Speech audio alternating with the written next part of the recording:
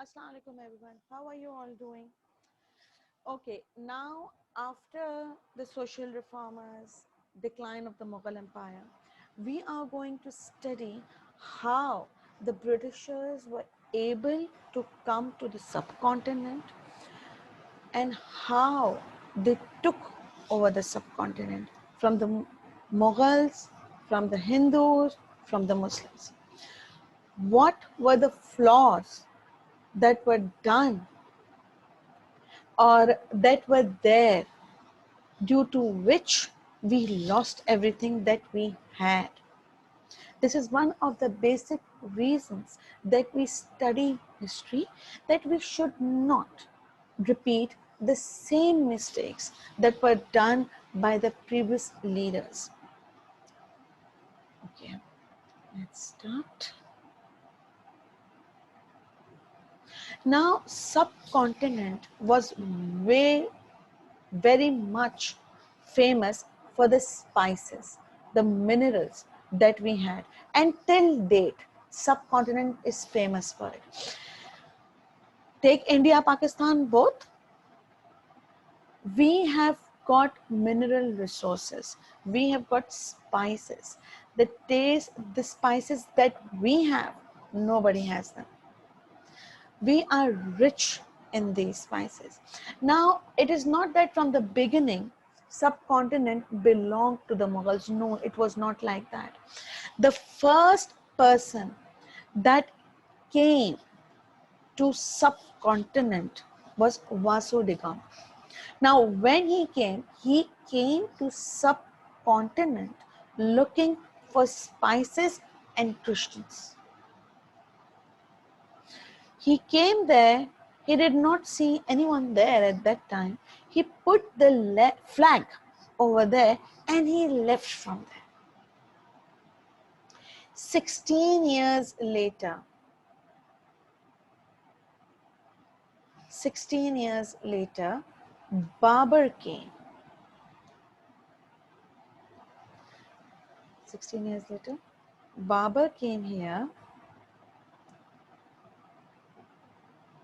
and he settled here. Right? He settled in the subcontinent. And that was the time that Mughal Empire started in the subcontinent. Now, obviously, you all know in those times there were nomadics, Bedouins. The tribes would come, would settle for some time in a particular land, and then they would move from there. Now, when Babur was settled there, people started coming and they started settling down over there. In this way, an empire was settled. In this way, the Mughals started ruling in the subcontinent. And Babur was the one who expanded the empire, who was a great ruler. Akbar was great. The weakest one amongst the Mughals was Humayun. And now, as we were settled there, many people came and many people started working in the subcontinent. They started trading in the subcontinent. These people, if you talk about the Britishers, they went everywhere, but they were thrown out from every place. We were the first one to allow them to come and stay.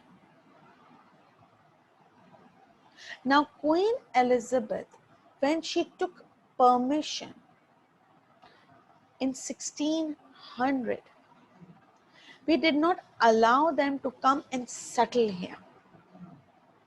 Okay, they came in. The first ship that landed in the subcontinent was in 1608. The first company, the first ship, what is that? You cannot write it. And the first ship that landed in Surat was in 1608. They were not allowed to trade at that time also. Then we granted them the permission to trade. And Queen Elizabeth very clearly said that the purpose would be just trading and nothing else. This was the time when we allowed them to do trading in the subcontinent. Now, we need a vision. They had this vision, a very clear goal in their mind that they are going and they're coming, they will take over. We did not, as I discussed earlier also, that Aurangzeb never thought that the empire will be taken away from them. This thing never came in their mind. But these people, when they came, they had this vision very clear that soon they will take over. And gradually they started settling over there, starting with trade. Company was granted English Royal Charter by Elizabeth I on 16 December 1600. Main aim was to find a market for English cotton and compete with the Dutch and Spanish. Now, the Dutches were there, the French were there in the subcontinent. In 1612, they established factories in Surat. In 1608, just for the purpose of coming for trading, they came there. Later on, they were given the permission to trade. Very clearly they said, we are going to trade. How come they established factories? Now this was the person who gave them the permission to make factories. A wrong step? They continued their trading activity for few years from here and later on expanded their area to Chennai, Mumbai and Calcutta. See how gradually, 8 they were there. They started trading. In 1612, they established industries. And soon they started spreading over there.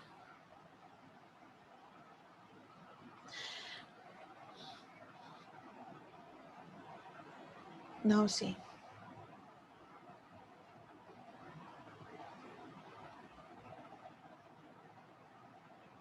The presidencies, soon they established their presidencies in Calcutta, Mumbai and Madras.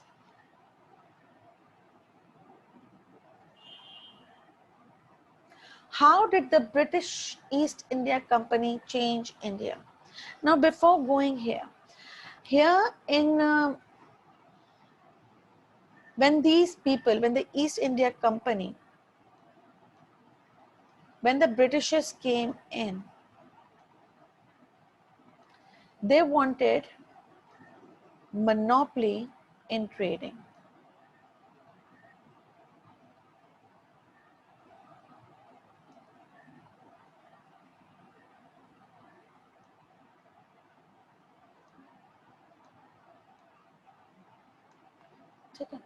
Now obviously many people were there before also. The French, the Portuguese, the Dutches, they were there. Now they all were doing trading, they all were there.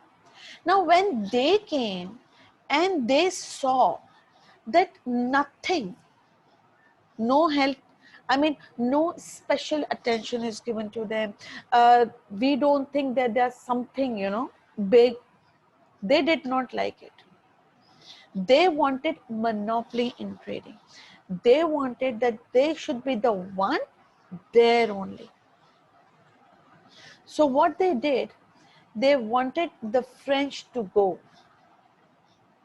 So Battle of Arcot was there.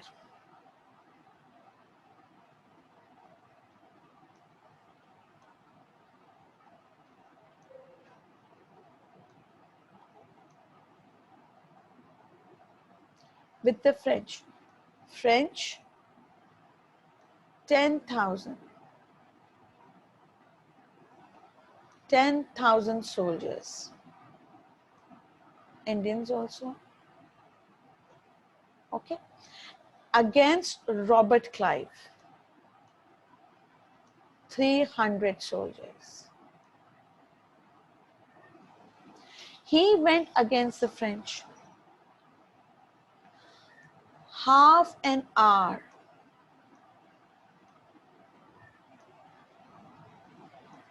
Robert Clive won the battle. Because he was good at war strategies.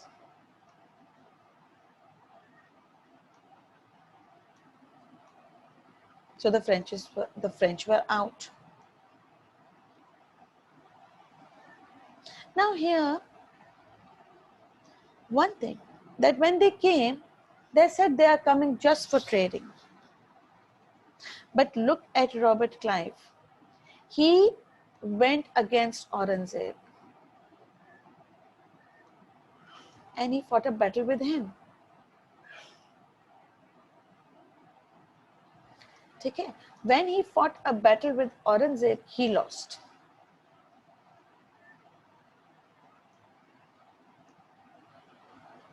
When Robert Clive fought a battle with Aurangzeb, he lost. This was the time that Aurangzeb should have asked the Britishers to leave the subcontinent. This situation would never have come. But he did not. What Robert Clive did, he apologized. He said sorry to Aurangzeb. And Aurangzeb accepted his apology and took a fine from him for going against him. I mean, still money, profit, thinking about money. Though Aurangzeb had an idea that soon a time would come when these people will start using their own coins. He could foresee. But I don't understand why Aurangzeb did not ask them to leave. If he would have asked the Britishers to leave at that time, history would have been different. But still, are we learning? At that time, EIC came from water. Now, who is coming from water to Pakistan? To whom have we given water to come and take over? They're not coming and taking over Pakistan just like that. But if you see now, at that time, Britishers came through sea. Now, China is coming through water. Right? China is coming through water. Are we learning anything? Now, what are we thinking again? That they are going to give us business. Exactly at that time, EIC was giving us business, profit, trading, money coming in. The the Mughals, they were giving a good profit to the Mughals and making them keep their mouth shut, closed. No one is going to say anything. Because we were gaining the profit from them. We could not see that gradually they're going to take over something that belonged to us.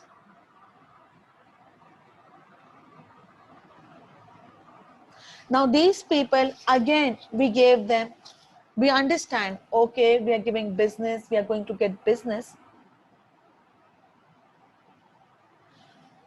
We should not let history repeat. Okay, let people come. Let people have business. Business can be done in different ways. Rather than establishing the government, establishing factories, taking a share, giving them a particular land so they can establish.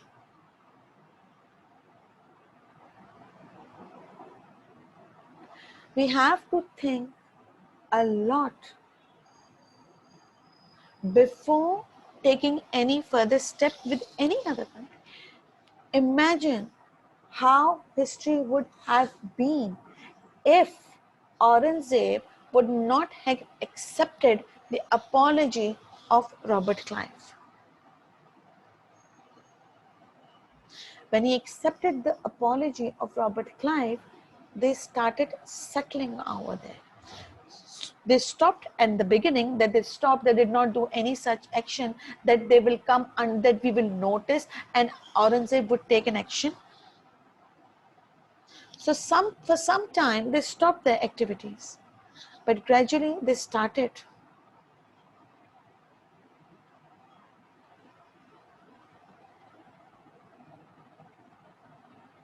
How they started? They introduced a new education system. Now we used to get our education through madrasas, pathshalas, gurukuls, right? So in the beginning, they just help us in getting better, guiding us that how should we improvise our education system. Now missionary activists compelled the East India make way for spreading education through English in order to teach Western literature and preach Christianity. They had a vision, they had a goal in mind. See, getting education is no harm.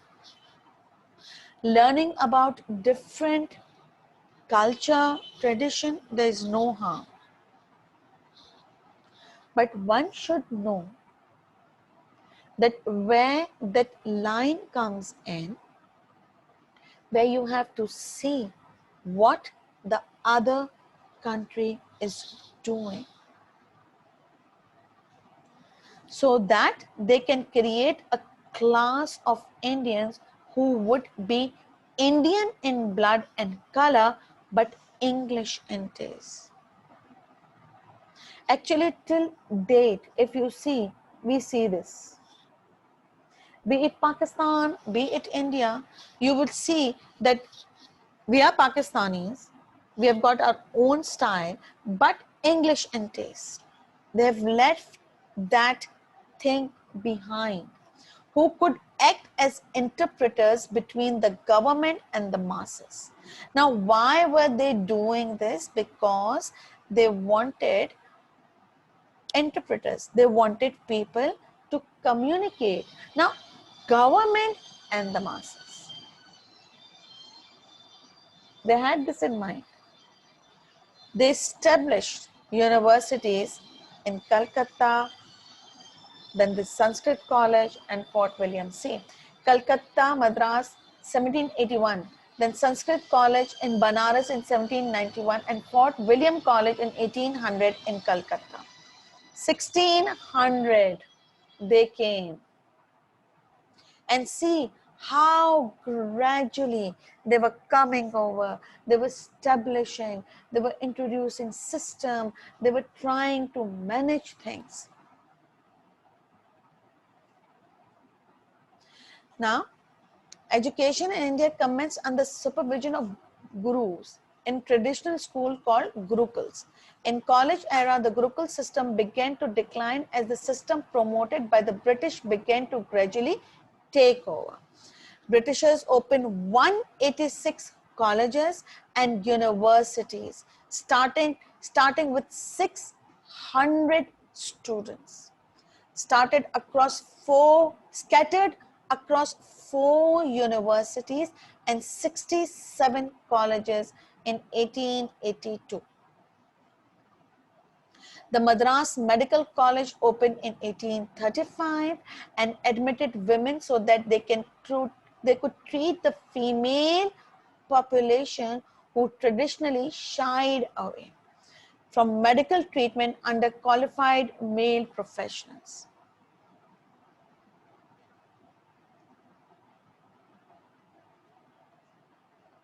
The British made education in English a high priority because they wanted to modernize and reduce the administrative charges.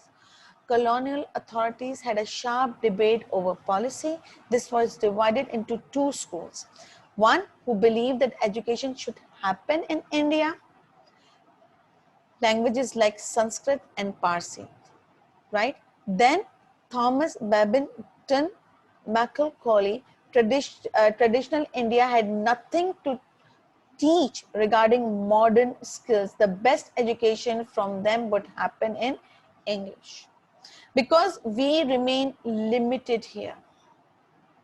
First of all, to girls, education was not promoted. That's why we did not have female doctors and female teachers. Basically, in and those days, this was like mindset that education should be given to only men. Boys should be educated. And for Muslims, education was purely Quran. In madrasas, we used to go in madrasas. Okay, so men and women, they both used to go to madrasas, and the best education was Quran based, no doubt. But were we understanding properly? No. If we would have understood properly, the higher education would have been given to girls also. Now, when they came in, they said that education can be given only in English. You all know that Persian was the language at that time. Remember, Shah Waliullah translated Quran in Persian. Why? So people can understand. Now they did what? They replaced Persian by English. So now we had nothing left but we had to learn English. If we wanted to become something, if we wanted to come in civil service, we had to learn English.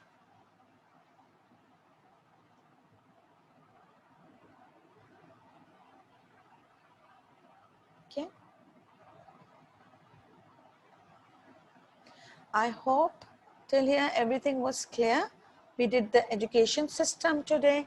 Inshallah, in the next class, I'm going to do different laws and the battles.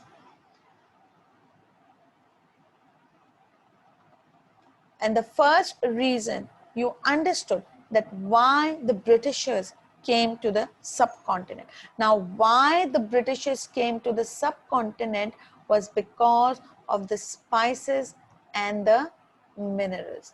The first reason why the Britishers were interested in the subcontinent.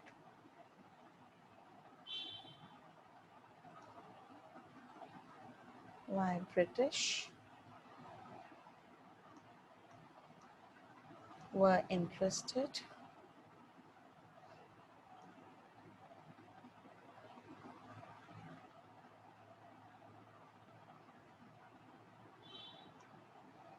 in subcontinent. A 7-mark question.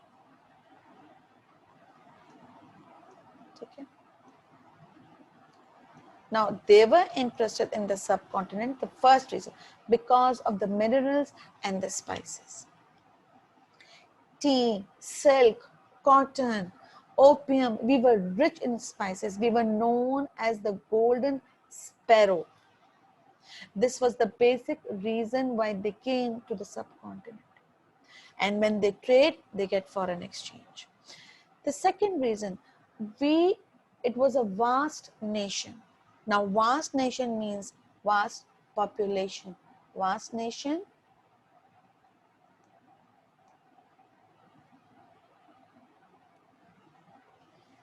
which means vast population. Now, when population is too big, so what do we get?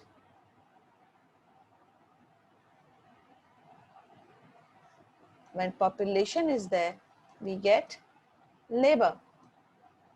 And when they came and they opened industries, they got cheap labor. They got cheap labor. In a minimum price, they got labor. And now we could not even argue with them, right? Day and night, the machines were working. They were producing. We have got day labor, we have got night labor.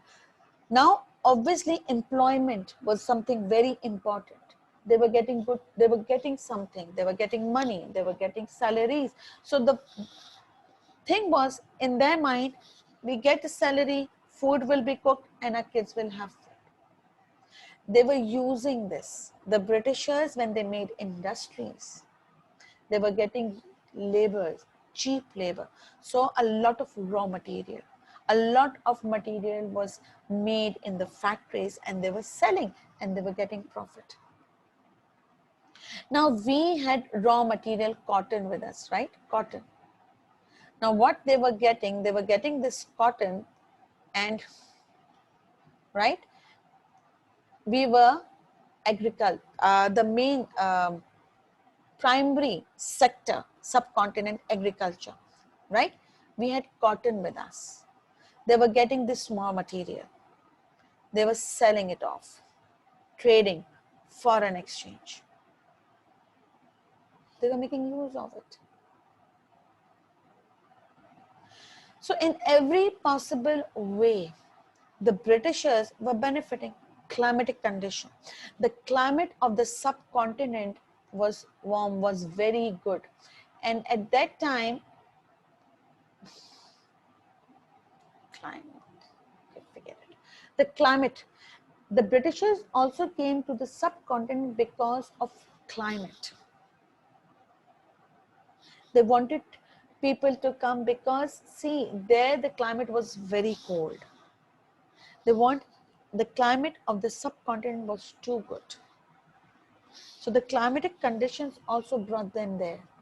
They were making use of everything that subcontinent had. And till date, we have it. The 4 paragraphs that you got for a 7 mark, raw material cotton, making use, cheap labor, vast nation population, so they were making use of it. We were famous for spices and minerals, tea, silk, cotton, opium, so they were getting profit, and the climatic conditions. These were the 4 reasons that the Britishers came to the subcontinent, keeping a vision, a goal in mind that they are going to take over the subcontinent. Okay, inshallah, in the next class, I'm going to discuss the other reasons for why they came, how they took over.